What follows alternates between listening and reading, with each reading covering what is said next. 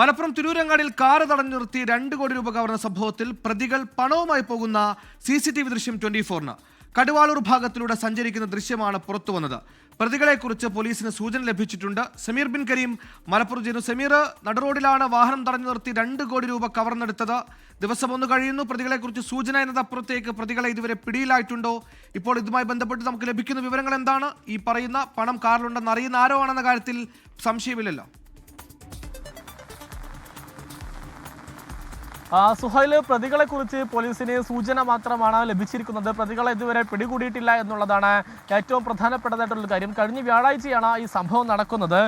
ഈ നന്നമ്പ്രക്കടുത്ത് മേലെപ്പുറത്ത് എന്ന് പറയുന്ന സ്ഥലത്ത് വെച്ചാണ് കാർ തടഞ്ഞു നിർത്തി മാരകായുധങ്ങൾ കാണിച്ച് ഭീഷണിപ്പെടുത്തി ഈ പണം കവർത്ത് കൊണ്ടുപോയത് എന്നുള്ളതാണ്. അതിന് പിന്നാലെയാണ് ഇപ്പോൾ ഈ സംഘം രക്ഷപ്പെട്ട കാറിൽ രക്ഷപ്പെടുന്നതിൻ്റെ CCTV ദൃശ്യം നമുക്ക് ലഭിച്ചിരിക്കുന്നത്.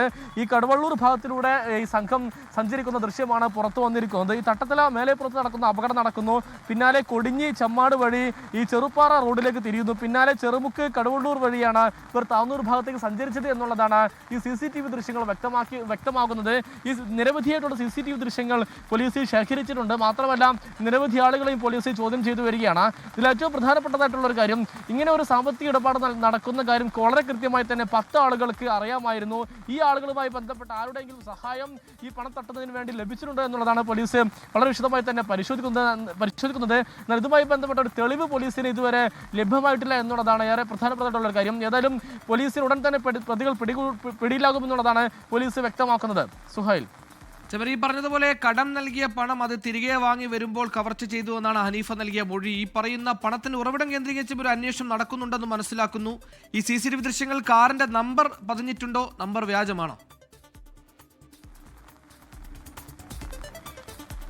സുഹൈൽ, നിലവിൽ ഈ ബിസിനസിന്റെ ഭാഗമായി കടം വാങ്ങിയ പണമാണ് ഈ നിലവിൽ കൊണ്ടുപോയത് എന്നുള്ളതാണ് ഹനീഫ പോലീസിന് നൽകിയിരിക്കുന്ന മൊഴി. എന്നാൽ ഇത് ഈ പണവുമായി ബന്ധപ്പെട്ട് മറ്റു പ്രശ്നങ്ങളില്ല എന്നുള്ളതാണ് പോലീസ് വ്യക്തമാക്കുന്നത്.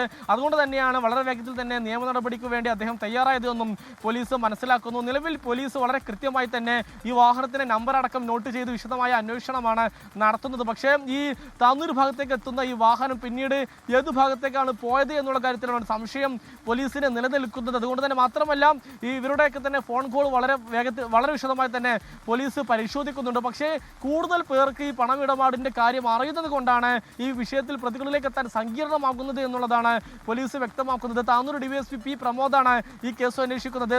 ജില്ലാ പോലീസ് മേധാവി അടക്കമുള്ളവർ കഴിഞ്ഞ ദിവസം താന്നൂർ പോലീസ് സ്റ്റേഷനിലെത്തി വിശദമായി തന്നെ സ്ഥിതിഗതികൾ വിലയിരുത്തിയിട്ടുണ്ട്. സുഹൈൽ, എന്തായാലും മലപ്പുറം പാണ്ടിക്കാട് പ്രവാസി വ്യവസായ തട്ടിക്കൊണ്ടുപോയി ദിവസങ്ങളധികമായിട്ടില്ല. അപ്പോഴാണ് കാറ് തടഞ്ഞു നിർത്തി 2 കോടി രൂപയുമായി ഒരു സംഘം കടന്നു കളഞ്ഞത്. എന്തായാലും ഈ സംഘത്തിനാൽ അന്വേഷണം ഊർജിതമാണ്. അവർ പോയ വഴിയൊക്കെ CCTV-യിൽ പതിഞ്ഞിട്ടുണ്ട്. ആ ദൃശ്യങ്ങൾ പോലീസിന്റെ കൈവശവുമുണ്ട്.